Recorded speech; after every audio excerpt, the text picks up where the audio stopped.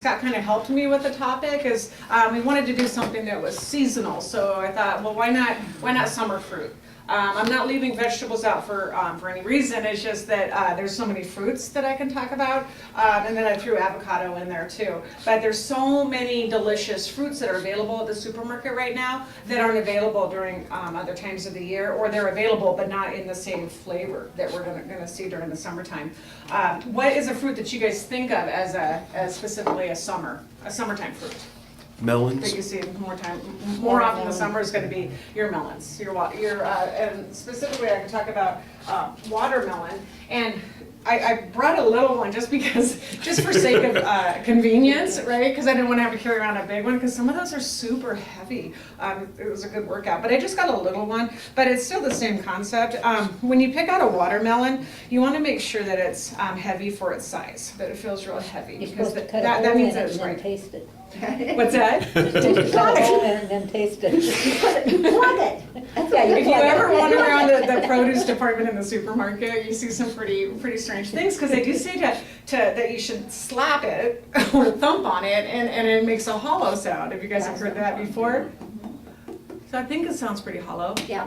But you see people beating the But- produce all the time, just trying to figure out if they'll be shaking it or smelling it, right? So people have different ways to know whether or not it's right, because you don't want to buy something like this and then it's no good. And I've had that happen before with the cantaloupe. It's just, you want it when it's sweet and it's peak ripeness, right? So you need to kind of know how to pick it out. They do say with the watermelon, besides being heavy for its size and being dull color, that you want to see a yellow, this area where it's been pulled, you want it to be more of a yellow color instead of a green color, and that means that it is ripe, that it was picked at its peak ripeness. So kind of look for a yellow, whether or not it's a little guy or a big watermelon, that's what you want to look for. And we see a lot of varieties of watermelon between like seedless, and then we have the ones with seeds. I see more of the seedless nowadays, but we're going to be seeing a lot of watermelon from now probably through maybe September, maybe about mid-September.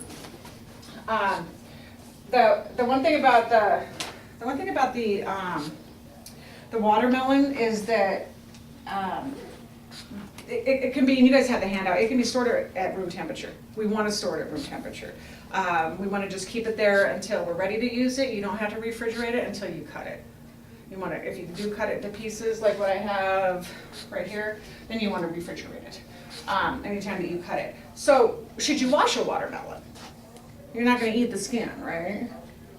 Should you? Still be a good idea because you're cutting it. Right? Exactly. As you're cutting it, anything that's on the surface of the watermelon, you're going to cut through.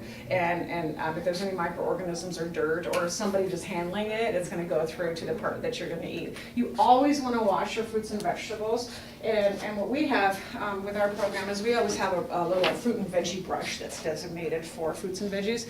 And you don't need a special spray or a special wash or soap or anything. You just want it under running water, and you just want to scrub off any dirt, any, you're not going to get all microorganisms, but you're going to get a good amount of them, so it's not going to make you sick if they're already present on there. But you do want to make sure that you wash it. And I know a lot of people don't, because it's kind of, I don't know, just an extra step. So, but it really is important to do that. If you don't, you just kind of taking a chance with that. But yeah, watermelon definitely. Oh, and nutritional value. You think that watermelon is nutritious? Have you heard about anything in particular that's good about watermelons as far as nutrition goes? A lot of sugar, isn't it? What's that? A lot of sugar.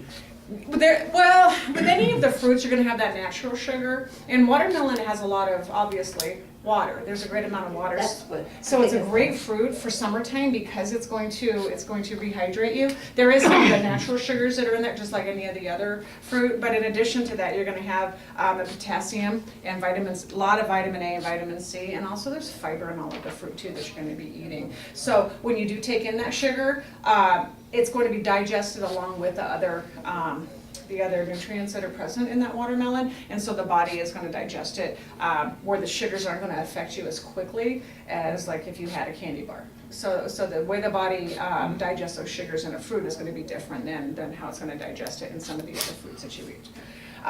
So that's a watermelon. Now the other one that we see, and you had said melon, so we'll move on to the cantaloupe. If a cantaloupe is picked before it's mature, it won't further ripen, which is a bummer. Because you leave it on your countertop hoping that it's gonna ripen, and it may get old and it may start to decay, but it does not further ripen as far as the flavor, the sweetness of it goes. So how do you tell if a cantaloupe is ripe? Just by looking at it. Well, Do you that's smell another it? thing that I tap. Do you but- tap it? See if somebody anything knocks back. Yeah. Some people smell it, and this one Helps really, me come in. I heard one you, really does. you shook it, you shake it. Really, I didn't hear that. Oh, really? Because if it's What are you listening ripe, for? the seeds are loose and the seeds will Good rattle point, around. Good point. I don't know if I had to be able to hear it though, mine here. Be able to hear the seeds, that's a good point. It's heavy for its size. Another thing to look for is where it's been pulled from the vine, you want it to be a circle, because if it's jagged, like if only it came off partially, Okay. then that means that it was taken off the vine too soon, and it wasn't fully ripened. But if it's a circle, then that's a good sign.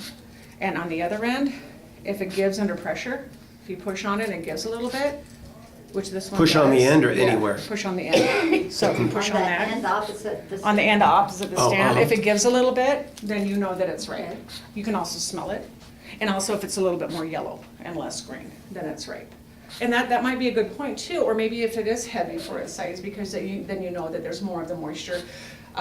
Because a cantaloupe that you cut through and it's not ripe, it's pretty dry. You don't see a lot of moisture and the seeds are really intact. You're right, but that's a good point. If you can hear it or feel those seeds moving around, that would mean too that you're gonna have a ripe watermelon.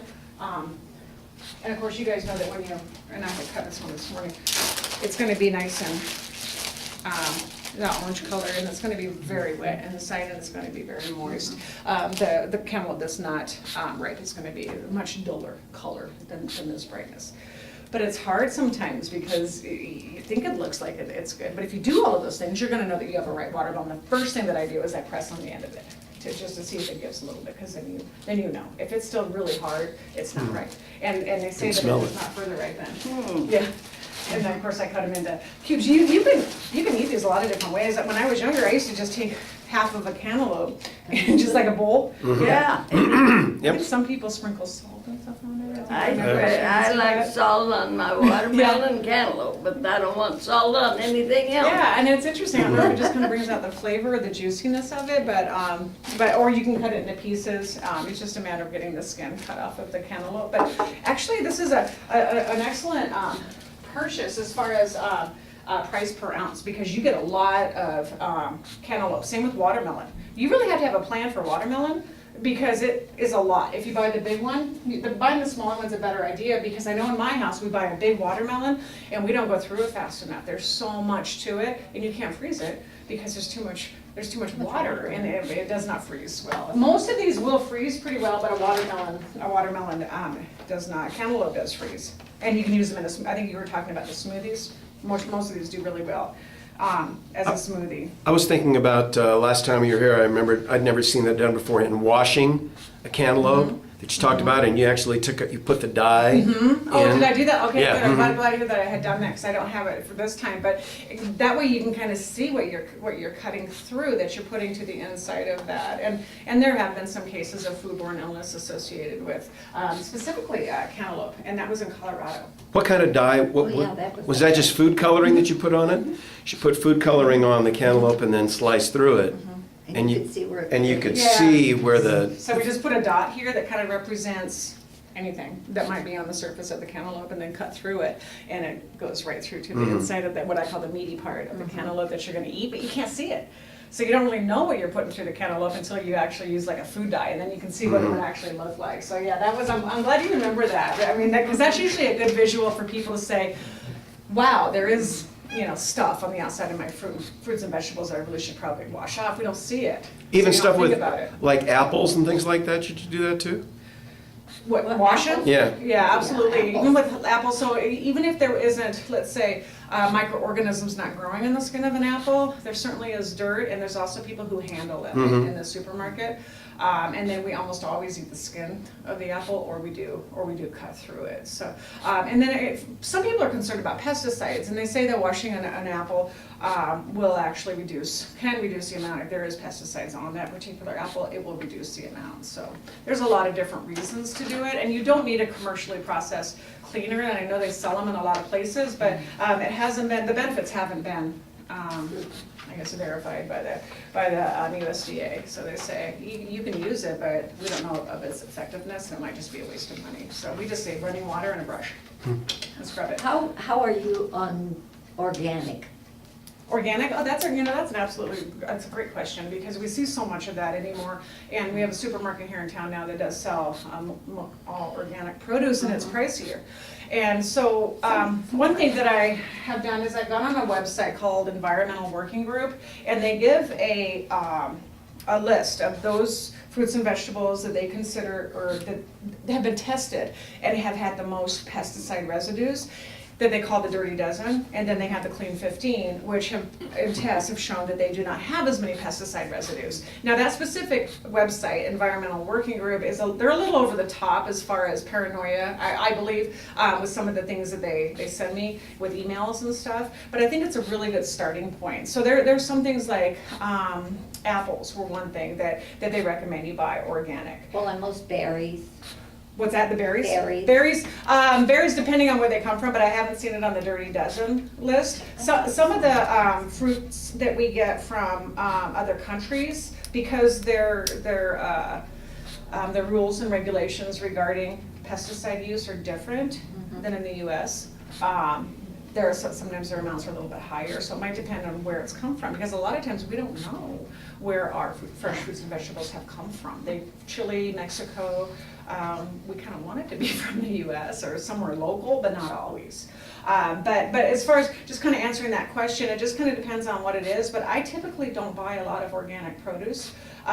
Some of it does, I found that it lasts a little bit longer in my own experience, and I don't know if that's true or not, but I know some people that only buy organic, and I really don't think that needs to be the case. But I think that there are some that it's a good idea. I know the apples are one thing. Most of the things that you might eat, the skin, tend to be on that list of the Dirty Dozen.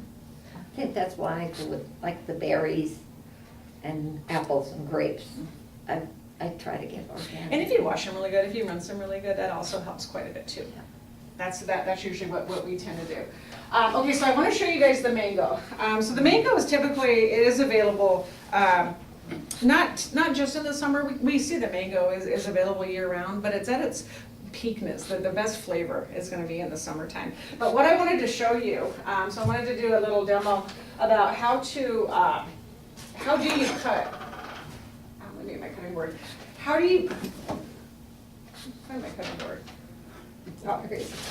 Is how do you cut a mango? Anybody know has anybody ever cut a mango before? A lot of times we can buy them already cut. I have That's a lot more cut them, but like I expensive. say, I don't do it right because I know I butcher them. I have bought them, but I usually end up just kind of peeling the, Well, Krista had done this on the news last month, so I don't know if you Oh, caught no, that I or didn't not. see that. Okay, good, then this isn't gonna be a surprise. So we know that the seed in the mango is big, and that this is about what it looks like. I'm kind of trying to shave off most of the fruit off of it, and the seed is huge when you look at the actual fruit. And it goes this way. So when you cut a mango, consider that we have to cut around that seed. And it's going to be positioned like this. And so that's why we don't want to cut it on the wide side, we want to cut it on the narrow side, because that's the direction the seed is going. And so when I put it on a cutting board, I'm going to put it like this so that I have the narrow side up. And then I'm just imagining that this seed is right down the middle there, about down the middle. So I'm going to go a little bit to the right of the middle so that I can cut around that seed, and you might feel it as you're cutting through. So you're cutting on the narrow side and just cut. And you can see the seed right there. So I came really close to the seed, so I've been practicing a lot because I've been showing this quite a bit. So then I got to kind of figure out, oh, it's about this wide. I could probably cut to about here and not hit the seed, and I did. Boy, that was a good cut. And so you can see the seed. And now if you wanted to, you could cut around this, because you're still going to get a little bit of fruit on the outside of it, but most of the fruit is going to be on these pieces that I cut. Now what do you do? Now, I've seen some people that score it and then dig it out, but we found a fantastic way. If you have a glass, make sure it's a glass with a Great shot of the ceiling there. with a pretty thick rim on it, and all we do is just take the edge of it on the glass like this. And sometimes it's a little bit slippery, but we kind of position it right on the rim of the glass, And then if you just give it a lot of pressure, Hey, if you can see, how smart. just pressure all the way down. There you And then- go. Yeah. Some final pressure right there, and then it is going to, it'll come off the skin. And see, you got most, if you look Well, at the that skin, you is got a most of it neat off of trick. there. Isn't that a neat trick? The internet is a wonderful thing sometimes. It's actually where we found it. And then you just take the other piece, and you just have to get, real close, and just go down. It just takes a couple. I just learned this one actually last month. And then there's your skin, and then you take your, Well, I'll go home and buy it. and then you chop it. There you go. And then you got your mango. And then, like I said, this piece here is mostly seed, but you might be able to get a little bit of, you can just either eat from the skin or you can chop the skin off of that. So you can still kind of cut around this piece, and you're still gonna get some of the mango. But yeah, that's the easiest way I've seen to cut a mango. And can you smell it? It smells really good. You got the advantage of it. Mangoes are just delicious fruit.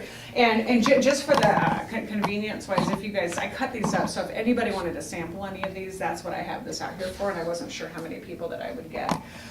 So that's how you cut up a mango. And I'll put everything back in the glass so I can continue.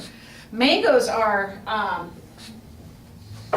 sink do it, nice and sticky. Mangoes are really another healthy fruit. Obviously, all of your fruits and vegetables have benefits of vitamins and minerals. And with the mango, mangoes are very high in vitamin C, as you can imagine, and also fiber. It's very stringy, and you're gonna get a lot of fiber from some of the stringy parts of that mango. You're gonna ripen it at room temperature. Now, a mango will continue to ripen. And I think you have all that information on the handout that I've been giving you. Ripen on the counter first and refrigerate. And, oh no, wrong, store only at room temperature, and that's a mango, but a mango will further ripen. How about an avocado? Kind of moving to more of a, I don't know, is it a fruit or a vegetable? It's got a seed, so. I always called it a Got a fruit. fruit. You guys eat avocado? Isn't it good? Like we were talking earlier, the avocado has also got a really big seed in the middle, but they're a lot easier to cut. If you guys have ever cut an avocado before, I just usually take a paring knife, if I can cut it straight all the way. I just cut all the way around until you have two halves. You want to make sure that the avocado is firm to the touch, because if it's not, it's not right, and they're impossible to cut. So you want to make sure it's firm, and as it ripens, it gets darker in color. So if it's a bright green, you don't want it. If it's bright green and hard, but it will further ripen. So you can buy it and then leave it on the counter, but the avocado has a very small window of opportunity to eat it. It's like one day it's not ripe, and then 2 days later it's like overripe. But you just separate the two. You just separate the two halves, and then you guys have done this before. You just take a spoon and you just go around it. And this one is really soft because it's very ripe. And then it just pops right out. There's your avocado, and then of course you have the skin that you just throw out. So an avocado is very easy to cut, and it's usually what we would do with an avocado is either eat it straight, which is really good, or you can put it in like a guacamole mix. You can put it on a sandwich. But avocado does not have a very long shelf life, so you do have to have a I was gonna plan. say, because my mom always mashed it up and put it on toast. Oh, really? Yeah. Really? As a spread, yeah, I've done Yeah, you can put it in a lot of different recipes too. It Mashed really it does up add and to what? it. Put it on toast. What are avocados known for, nutritionally speaking? Do you know? Look at those. They're so slimy and strange looking, but they're so tasty. They're high in fat, but it's a it. good It's good fat, yeah. I always like to say that, but it's a good fat, because we need fat, right? We get fat all the time. We typically get fat in the form of saturated fat. Avocado is high in the healthy fat, the monounsaturated, and so this is something that, even though it is high in fat, it's a kind of fat that we do need. So avocados, and they're also high in vitamins. So this is a healthy fruit that usually is available year-round, but this time of year we're going to see it. We're going to see a lot more of it, and hopefully at a better price. Because it just depending, you can get these for, I think I've seen them for like 88 cents is the cheapest I've seen them, as high as like 2 something. So just make sure that you shop around if you're gonna be getting avocados. Okay, so what else do I have here? Oh, I wanted to talk a little bit about strawberries. Strawberries obviously are a great summer fruit, and the price is really good during the summertime. You can get a clamshell for 99 cents. And you can just store your strawberries right here in the clamshell, because they want you to store it in a perforated container, and that's exactly what it comes in. Yeah, because we don't want it to be closed up, because then it's going to, the bacteria can grow. Your handout about washing fruits and vegetables does mention not to wash your fruits and vegetables, your fresh fruits and vegetables, until you're ready to eat them. Why is that? Like when you come home from the store with your strawberries, why should you not just go ahead and wash it before you put it in the fridge? Can you think of any reason why? I always thought the moisture made it softer, made it ripen more faster. It does, that's very good. The moisture is going to actually increase if there's any, well, there is bacterial growth on these, or any kind of mold growth, the moisture is going to increase that. So you want to just, when you buy it, you just want to put it right into the refrigerator until you're ready to use it. Same with slicing, like with a cantaloupe or a watermelon or a cantaloupe, you want to keep it whole and uncut until you're ready to use it. If you don't plan on using it until this weekend, don't cut it until like Friday night, because the shelf life of a watermelon or a cantaloupe shortens a lot once you cut it. The moisture, being exposed to oxygen, those are all conditions that bacteria love. And so you're gonna have quicker deterioration and decay. And I know everybody has thrown out fresh fruits and vegetables. I hate doing that because it's so expensive, and it's just such a valuable nutritional gem. All berries are cheaper this time of year. You can freeze berries, and so I always, when I see it on sale, like I saw raspberries in a small clamshell last year for 99 cents, I was very excited about that, because you can't get raspberries that cheap, and I love raspberries, so I bought a lot, and then I just took them home and I froze them. But you can't just take them and put them all in a like a plastic bag and put them in the freezer, because what's going to happen is you're going to have like one big berry all stuck together. And so they recommend that you take like a cookie sheet or some kind of a sheet, put them on that, and then put them in the freezer so they individually freeze, and then you put them into a bag. And then if you want just maybe a half a cup for a smoothie, then they'll come out much easier. But all of these berries freeze very, very nicely. Most of our fruits and vegetables do freeze well, or the fruits. Grapes, really Grapes. Have you had grapes frozen? They're Yeah, very good. I like the grapes frozen. Yeah, it's a very good snack, isn't it? And these are really good. These grapes that I picked out today, these are really good quality, because with grapes you want them to be plump and firm, and also firmly attached to the stem.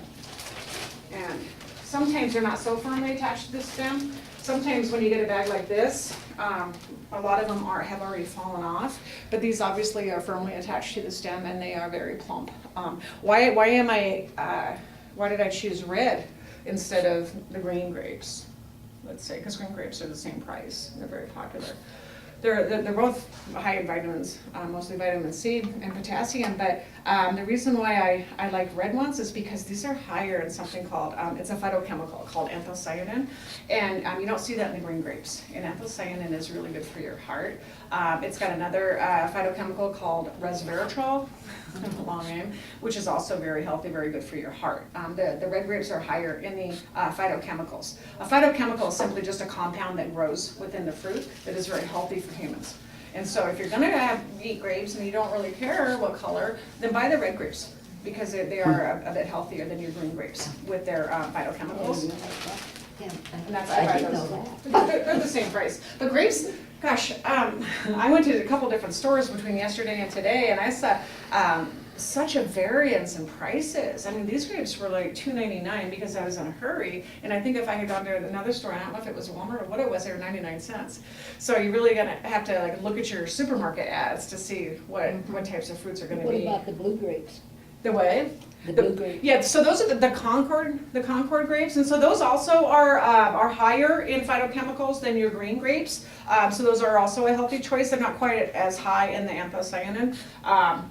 This is like what they would make your wines from, and so that's why whenever you hear about like a glass of wine a day is a good thing for your heart. That's why. It's because of the anthocyanins that are in that. So just a little tidbit for you guys. And then picking out strawberries. Oh, I want to go right back to the strawberries for just a moment. A lot of times you do get a good sale on these. But you really need to kind of look, and these are typically full. You need to look because I don't know how many times I bought strawberries and there's mold, or there's one big one in the middle. Yeah. Mold on it. Ugh. Now, you don't have to throw the whole thing out because the mold growth, you can actually wash that off of the other ones if the mold growth is only on the one berry. But if you see it on several berries, then you do have to throw it out. In fact, I don't throw it out, I take it back to the store. Mad at myself for not noticing it, but it's clear. You can see whether or not usually you can see if there's any moldy ones. But strawberry shelf life is pretty short. You guys may have noticed that. And so that's why I recommend freezing them, especially if you're gonna use them in a smoothie or some other kind of recipe like that. But strawberries definitely are worth it as far as the price if you're going to be able to use them right away. Okay, so the last one I wanted to talk about with you guys is kind of a little known fruit. Is going to be our kiwi. And I have the kiwi. Of course, kiwi looks like this when it's all chopped up. It has the little black seeds in it. Kind of an interesting little fruit. And when I was growing up, I never even heard of a kiwi. So I think they become more popular in the last 20 years or so.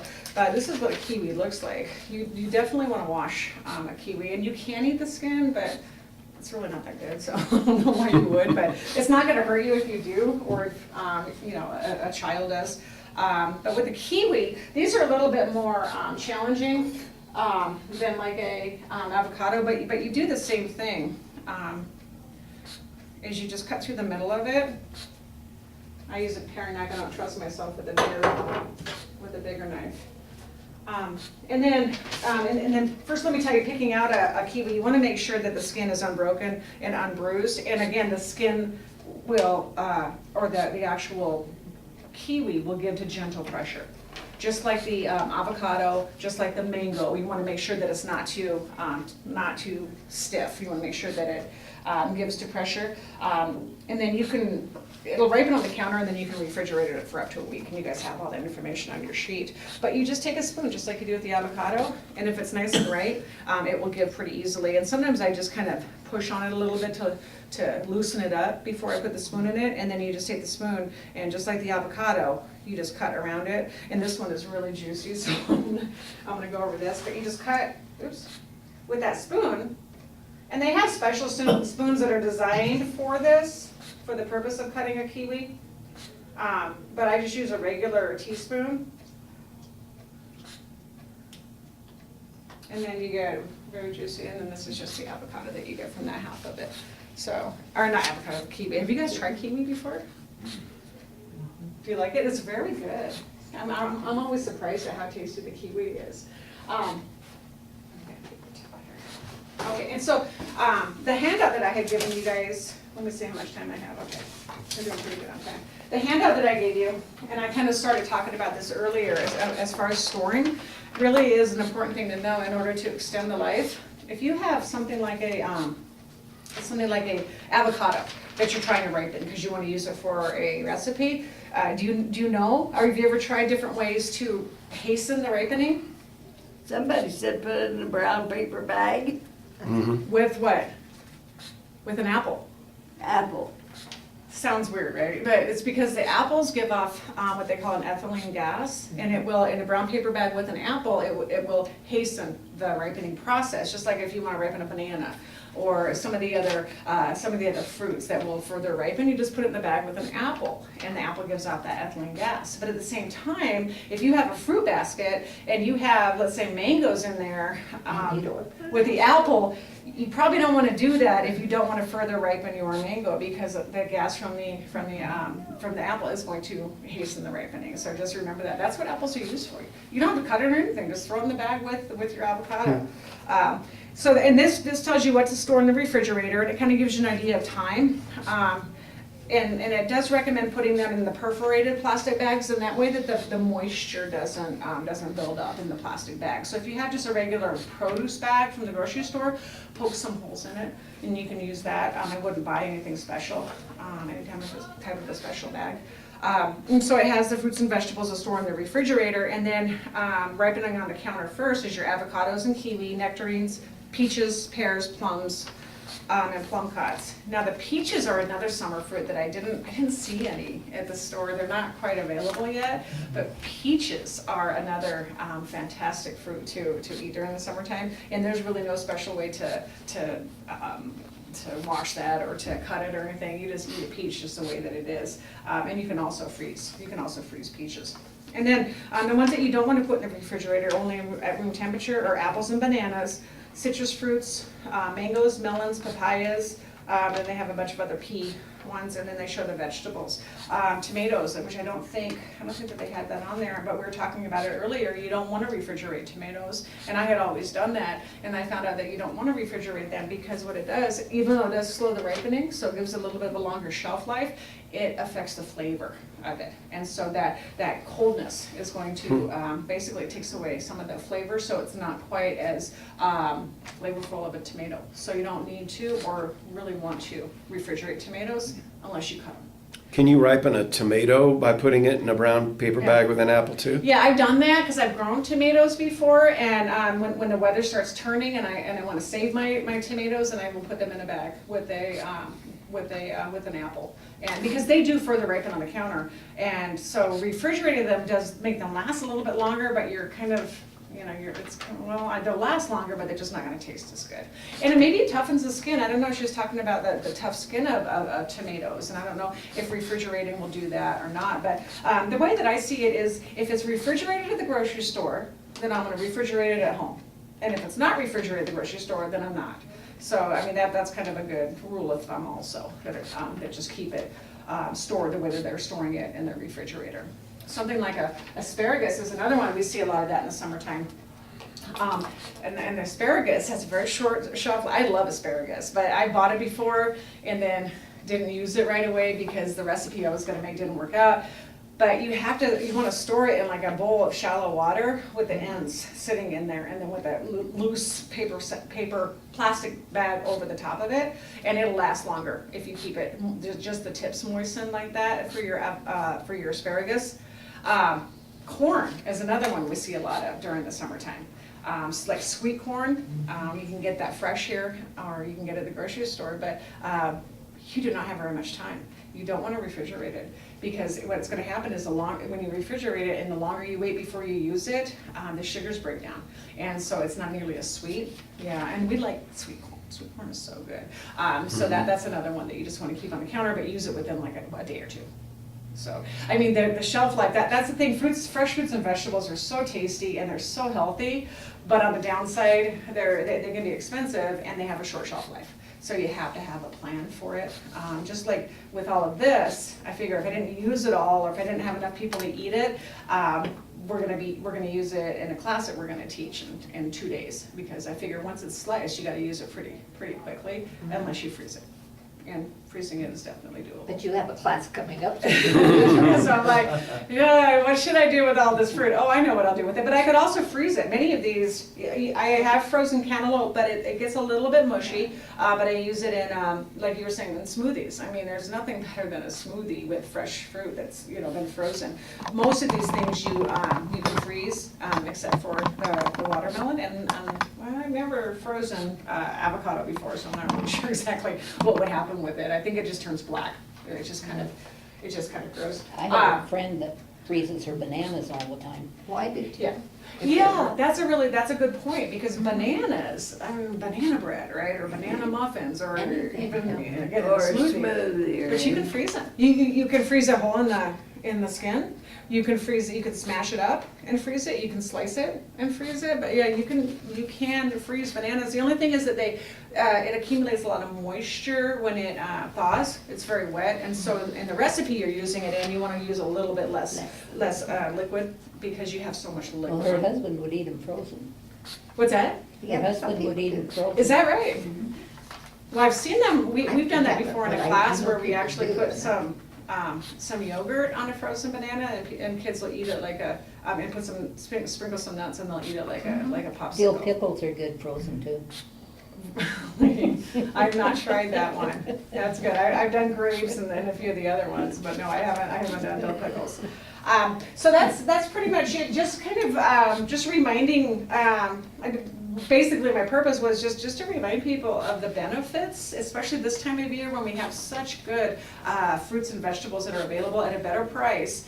And just kind of showing you the availability, how to easily make it convenient. One of the problems that we have with healthy eating is that a lot of the healthy items, and fresh fruits are an example, they're just not as convenient as some other snack foods that are out there.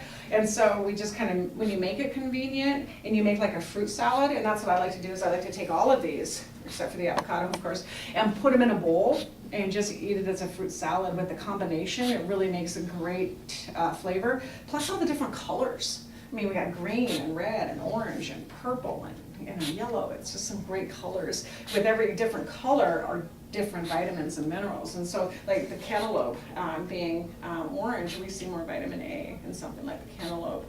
Something red, we definitely see more vitamin C. So it's just depending on what the color is and what type of fruit that we're talking about, you're gonna get the benefit of the nutrition, which is of course what we always talk about is the benefit of the nutrition. Do you guys have any other questions? What do you think about frozen fruit? You know, that you buy in the freezer section. Now, frozen fruit is what they say is comparable to fresh fruit because when it's harvested, they freeze it right away, and so the nutritional quality is still intact. Freezing is not going to break down the nutritional value of something. So, for example, I think that we could probably use mangoes as an example because you were talking about frozen mangoes, right? They freeze it right away, and so the vitamin C that's in a mango is going to stay there frozen or fresh. So it's actually close second to fresh. Frozen is. Canned is going to be more processed, and the more processed something is, the more vitamin loss you have. And then more sugar is added to the fruits and more salt is added to your vegetables. So canned and also dried, not quite as healthy as what you're going to get from your fresh and your frozen. So if you buy frozen blueberries or raspberries or whatever, it's nutritionally it's going to be the same? Yeah, and I do that in the off season because they're cheaper. This time of year, you're going to find your berries especially, your fresh are going to be cheaper price per ounce than your frozen. Just a little bit more work, but I think the flavor-wise, fresh is best. So and a lot of times I'll freeze, let's say, a pineapple, and then thaw it out. The quality, of course, is not as firm. You know, it's going to be a little bit more mushy, and the flavor isn't as good as just fresh, just right from the actual fruit. So in that way, nutritionally speaking, it's equivalent. Quality isn't quite as good with your frozen, but it's going to be cheaper in the off season. You know, so if the only way I can get pineapple or the only way I can get watermelon, or well, not watermelon, but berries is frozen during the off season, then that's what I do. But yeah, very good choice, very good question too. Now, when you buy, well, this is what I do when the fruits like the blueberries and that are cheap, I'll buy a bunch to freeze. Right. To keep. And now I wash mine before and then put them on a paper towel, like on a cookie sheet, and then freeze them separately. That's fine, and that actually is recommended, especially the drying part, because yeah, you don't want it to have moisture on it when you freeze it, because then it's going to have freezer burn on it. But before you freeze it, yes, you can wash. In fact, it's recommended that you do wash it before you freeze it. It's just that you don't want to wash it and then put it into the refrigerator, because in the refrigerator, it further ripens and it's going to decay. We all know that. When it's frozen, there's no decay at all. It just stays in that state, which is great. I mean, yeah, freezing fruits and freezing all types of fruits is the best way to go as far as increasing the longevity of it and not wasting your money. You know, it's like, I got all this fruit. What am I going to do with it? And I thought, like I said, I thought about that. But something like that. These two right here are going to stay for a while on the countertop. The squash, the summer squash, on the countertop, like let's say butternut squash or some of those others that don't need to be refrigerated, you can put those on the counter for a month or more. And I found that out when I had a butternut squash that I didn't use, and it had been sitting there. It was like a decoration. It was been there for so long.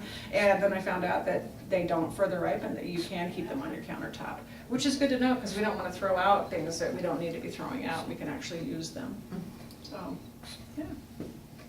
Any other questions you guys have? I want you to be sure and come up, and you can take it with you if you want. I have some plastic bags. I have cups. I have forks if you want it for later. But You're gonna have this to is taste the kiwi. this is available for you guys. Anything that you want to sample. I have toothpicks. Little gin, too. little tequila, it's great. If you just want to sample something with a Tequila makes the toothpick. clothes come out. But please help yourself, that's what usually when I come here, and I think Scott does that by now, I try to bring some kind of a sample, and this, I had fun with this one. Trying to figure out what to buy, I wanted to get a variety of colors. Yeah, right, thanks.